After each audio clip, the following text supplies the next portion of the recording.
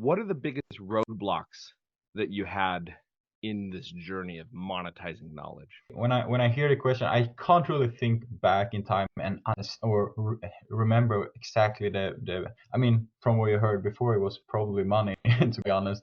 But if I think of myself today more as like an actual business owner, someone who works full days, how would I do anything like this? It's always, and it will always be, and it should be time.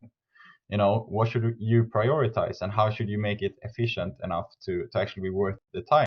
For example, today I would probably never, I mean, from my actions I can say I would never write an ebook today in the same system, because I have to find some other system to make it worth my time. If I'm running an Amazon agency, if I would do the same thing today, I would write an ebook about selling on Amazon, or how to optimize, like something specific, how to optimize the images to maximize the conversion rate.